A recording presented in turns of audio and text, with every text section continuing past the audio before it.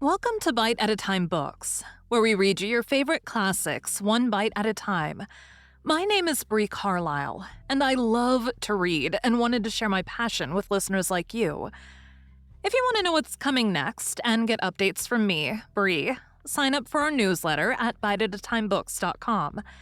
Be sure to follow the show on your favorite podcast platform so you get all the new episodes. Or you can follow the show on YouTube, where we have playlists for all the stories. We're part of the Bite at a Time Books Productions Network. If you'd also like to hear what inspired your favorite classic author to write their novels, and what was going on in the world at the time, check out the Bite at a Time Books Behind the Story podcast, Tuesdays, wherever you listen to podcasts. Today we'll be continuing The Great Gatsby by F. Scott Fitzgerald. Chapter 7, Part 4. We saw the 3 or 4 automobiles and the crowd when we were still some distance away. "Wreck," said Tom. "That's good. Wilson will have a little business at last." He slowed down, but still without any intention of stopping. Until, as we came nearer, the hushed, intent faces of the people at the garage door made him automatically put on the brakes. "We'll take a look," he said doubtfully. "Just a look." I became aware now of a hollow wailing sound which issued incessantly from the garage. A sound which, as we got out of the coupe and walked toward the door, resolved itself into the words, "Oh my God," uttered over and over in a gasping moan. "There's some bad trouble here," said Tom excitedly. He reached up on tiptoes and peered over a circle of heads into the garage, which was lit only by a yellow light and a swinging metal basket overhead. Then he made a harsh sound in his throat, and with a violent thrusting movement of his powerful arms pushed his way through. The circle closed up again, with a running murmur of expostulation. It was a minute before I could see anything at all. Then new arrivals deranged the line, and Jordan and I were pushed suddenly inside. Myrtle Wilson's body, wrapped in a blanket, and then in another blanket, as though she suffered from a chill in the hot night, lay on a work table by the wall, and Tom, with his back to us, was bending over it motionless. Next to him stood a motorcycle policeman, taking down names with much sweat and correction in a little book. At first, I couldn't find the source of the high, groaning words that echoed clamorously through the bare garage. Then I saw Wilson standing on the raised threshold of his office, swaying back and forth and holding to the doorposts with both hands. Some man was talking to him in a low voice, and attempting, from time to time, to lay a hand on his shoulder. But Wilson neither heard nor saw. His eyes would drop slowly from the swinging light to the laden table by the wall, and then jerk back to the light again. And he gave out incessantly his high, horrible call, "Oh my God, oh my God, oh God, oh my God." Presently, Tom lifted his head with a jerk, and after staring around the garage with glazed eyes, addressed a mumbled, incoherent remark to the policeman. "M-A-V, the policeman was saying. "O." "No, R," corrected the man. "M-A-V-R-O.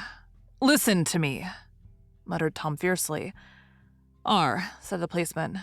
"O. G. G." He looked up, as Tom's broad hand fell sharply on his shoulder. "What you want, fella?" "What happened? That's what I want to know." "Auto hit her. Instantly killed." "Instantly killed," repeated Tom, staring. "She ran out in a road. Son of a bitch didn't even stop his car." "There was 2 cars," said McCallis. "One comin', one goin', see?" "Going where?" asked the policeman keenly. "One going each way. Well, she—" His hand rose toward the blankets, but stopped halfway and fell to his side. "She ran out there and the one comin' from New York knocked right into her going 30 or 40 miles an hour." "What's the name of the place here?" demanded the officer. "Hasn't got any name." A pale, well-dressed Negro stepped near. "It was a yellow car," he said. "Big yellow car. New." "See the accident?" asked the policeman. "No, but the car passed me down the road going faster than 40. Going 50, 60. Come here and let's have your name." Look out now, I want to get his name." Some words of this conversation must have reached Wilson, swaying in the office door, for suddenly a new theme found his voice among his grasping cries. "You don't have to tell me what kind of car it was. I know what kind of car it was." Watching Tom, I saw the wad of muscle back of his shoulder tighten under his coat. He walked quickly over to Wilson, and standing in front of him, seized him firmly by the upper arms. "You've got to pull yourself together," he said with soothing gruffness. Wilson's eyes fell upon Tom. He started up on his tiptoes, and then would have collapsed to his knees had not Tom held him upright. "Listen," said Tom, shaking him a little. "I just got here a minute ago from New York. I was bringing you that coupe we've been talking about. That yellow car I was driving this afternoon wasn't mine, do you hear? I haven't seen it all afternoon." Only the Negro and I were near enough to hear what he said.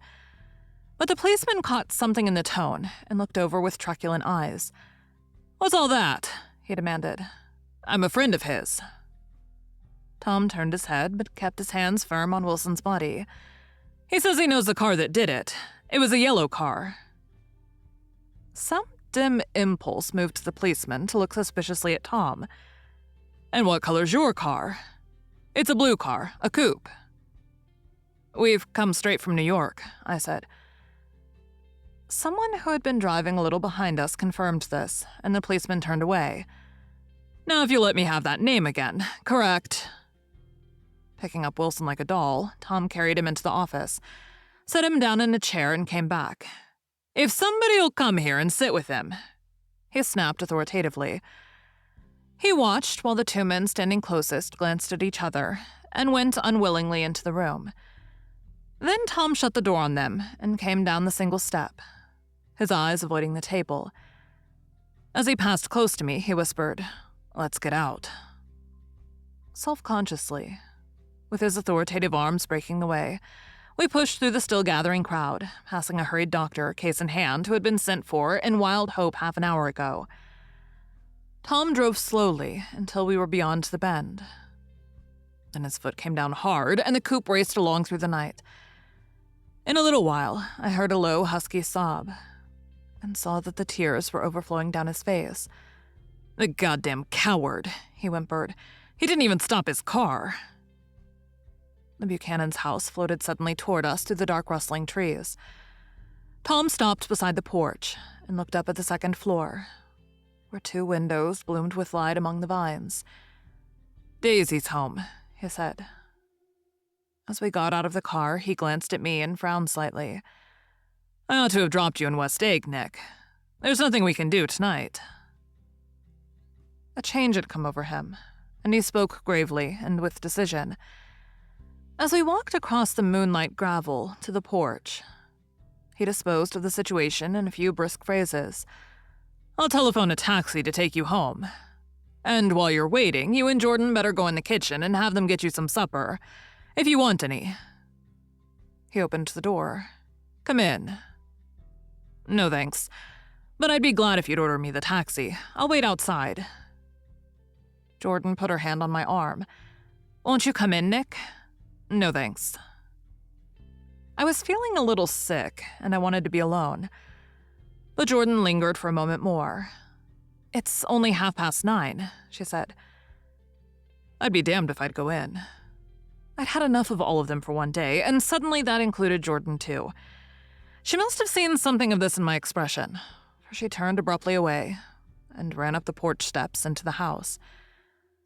I sat down for a few minutes with my head in my hands until I heard the phone taken up inside and the butler's voice calling a taxi. Then I walked slowly down the drive away from the house, intending to wait by the gate. I hadn't gone 20 yards when I heard my name and Gatsby stepped from between two bushes into the path. I must have felt pretty weird by that time, because I could think of nothing except the luminosity of his pink suit under the moon. "What are you doing?" I inquired. "Just standing here, old sport." Somehow that seemed a despicable occupation. For all I knew, he was going to rob the house in a moment. I wouldn't have been surprised to see sinister faces, the faces of Wolsheim's people, behind him in the dark shrubbery. "Did you see any trouble on the road?" he asked after a minute. Yes. He hesitated. Was she killed? Yes. I thought so. I told Daisy I thought so. It's better that the shock should all come at once. She stood it pretty well. He spoke as if Daisy's reaction was the only thing that mattered. I got to West Egg by a side road, he went on, and left the car in my garage. I don't think anybody saw us, but of course I can't be sure. I disliked him so much by this time that I didn't find it necessary to tell him he was wrong. Who was the woman? He inquired. Her name was Wilson. Her husband owns the garage. How the devil did it happen? Well, I tried to swing the wheel. He broke off, and suddenly I guessed at the truth. Was Daisy driving? Yes, he said after a moment. But of course I'll say I was. You see, when we left New York, she was very nervous, and she thought it would steady her to drive. And this woman rushed out at us just as we were passing a car coming the other way. It all happened in a minute, but it seemed to me that she wanted to speak to us, thought we were somebody she knew. Well, first, Daisy turned away from the woman toward the other car, and then she lost her nerve and turned back. The second my hand reached the wheel, I felt the shock. It must have killed her instantly. It ripped her open. Don't tell me, old sport. He winced. Anyhow, Daisy stepped on it. I tried to make her stop, but she couldn't, so I pulled on the emergency brake. Then she fell over into my lap, and I drove on. She'll be all right tomorrow, he said presently. I'm just going to wait here and see if he tries to bother her about that unpleasantness this afternoon. She's locked herself into her room, and if he tries any brutality, she's going to turn the light out and on again. He won't touch her, I said. He's not thinking about her. I don't trust him, old sport. How long are you going to wait? All night, if necessary. Anyhow, till they all go to bed. A new point of view occurred to me. Suppose Tom found out that Daisy had been driving. He might think he saw a connection in it. He might think anything. I looked at the house. There were 2 or 3 bright windows downstairs, and the pink glow from Daisy's room on the ground floor. You wait here, I said. I'll see if there's any sign of a commotion. I walked back along the border of the lawn, traversed the gravel softly, and tiptoed up the veranda steps. The drawing room curtains were open, and I saw that the room was empty.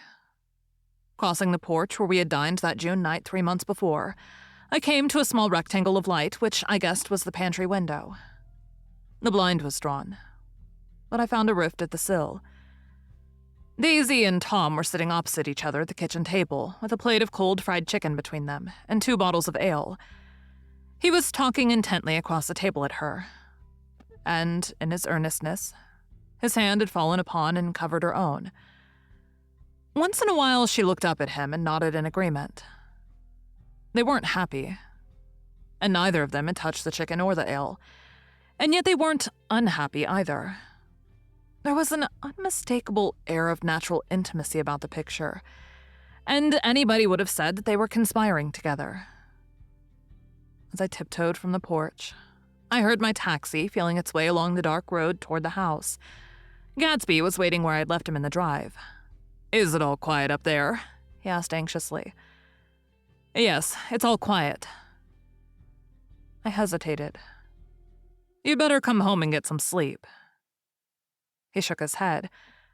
I want to wait here till Daisy goes to bed. Good night, old sport.